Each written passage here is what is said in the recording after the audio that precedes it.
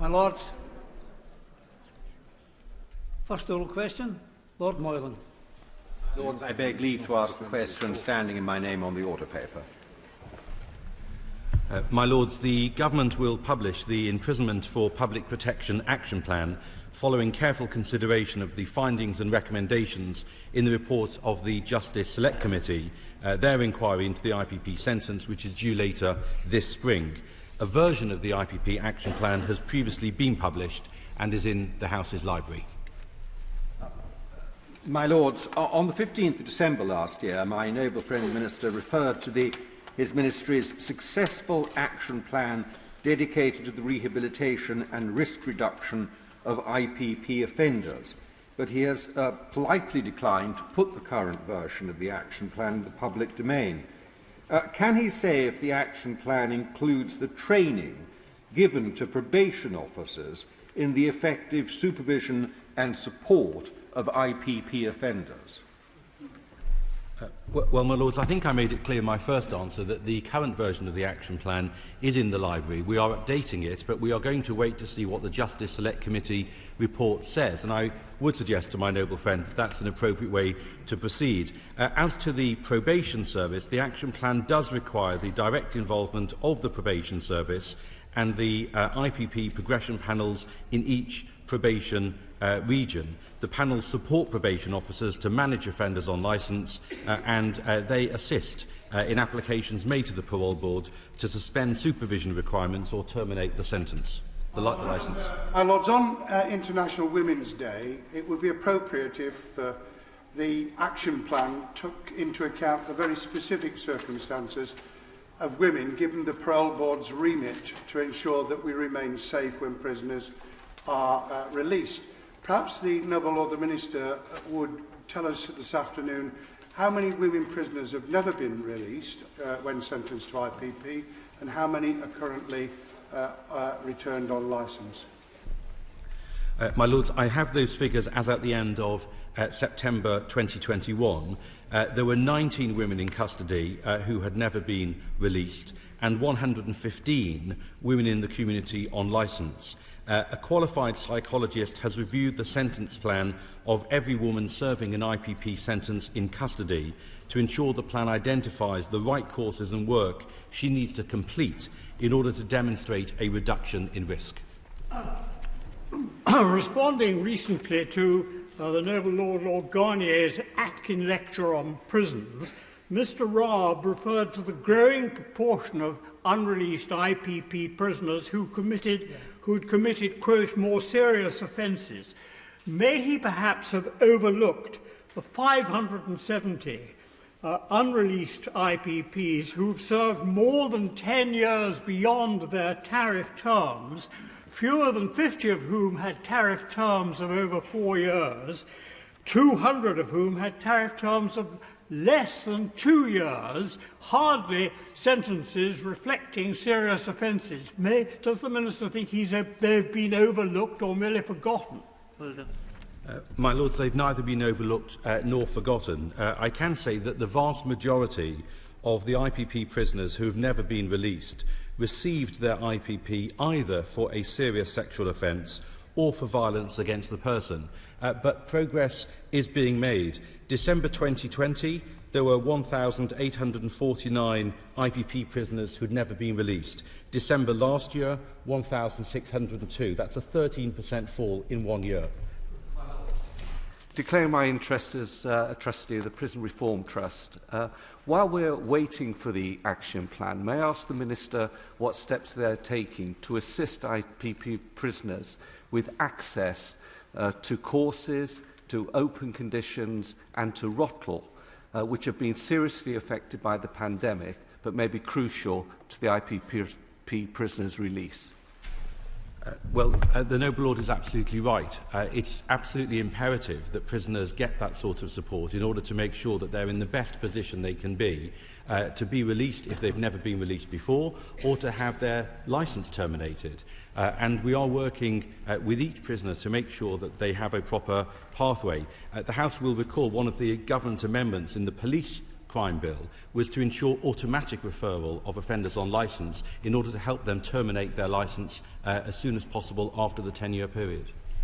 The Minister, please confirm that the action plan will contain measures for IPP prisoners who've been recalled.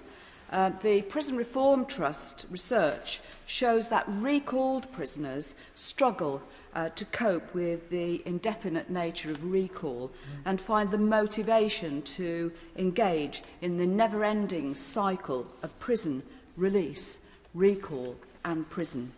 What special help in the action plan will be included for them?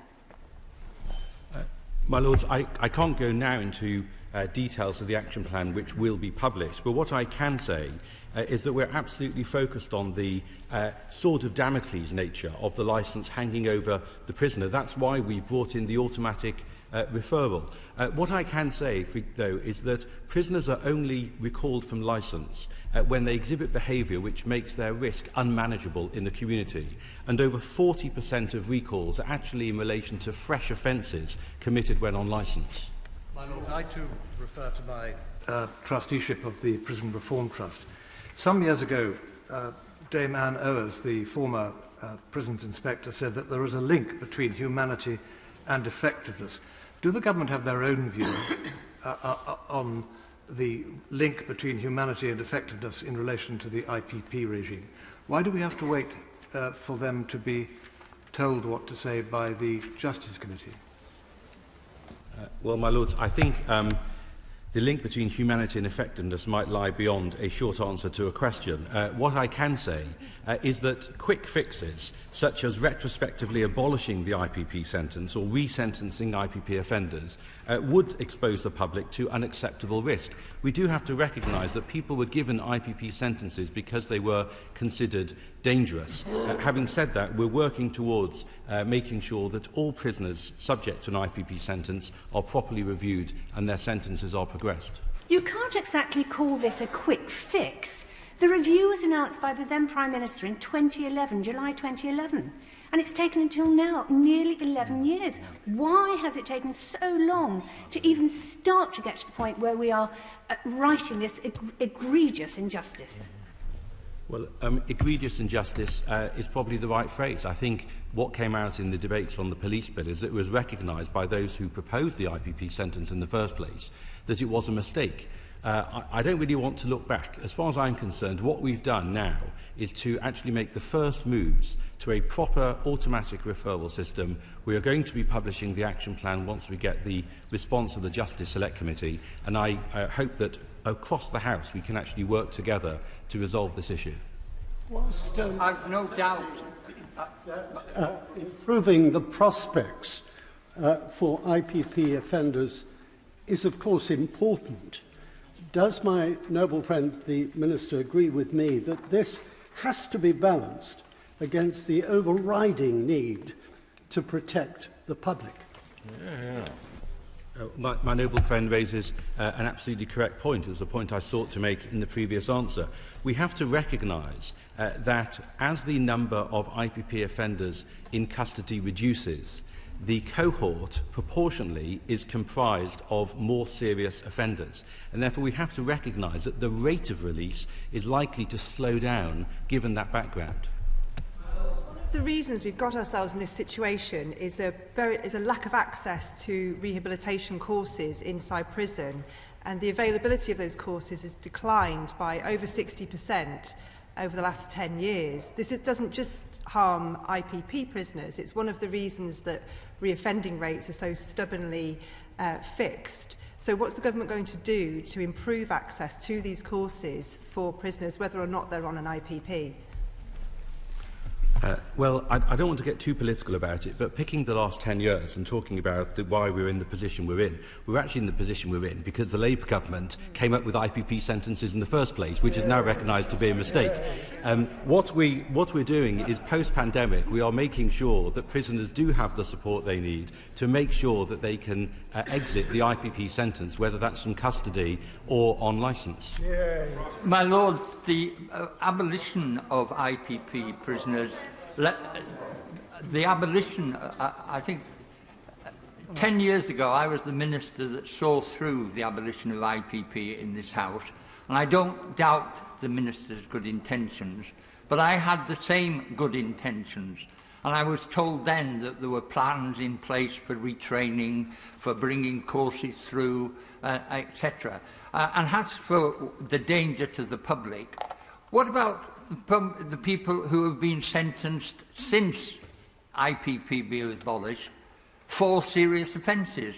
We manage them, and we manage them very effectively through the process. It really is a Daily Mail canard to suggest we're going to be sending out to the streets. The truth is, Minister, that over 10 years your department has not delivered what was promised in the LASPO bill, which was an effective programme of rehabilitation. Well, my lords, I actually think I am the first minister to have made a real change in this area because of what we did in the government amendment in the police bill. So far as the other points the noble lord makes, what I would say is this. We have a cohort of prisoners under the IPP sentence. We have to recognise if they hadn't been given an IPP sentence, they might now be given a life sentence with a tariff. If you're given a life sentence with a tariff, you're on licence for the rest of your life. You never come off the licence.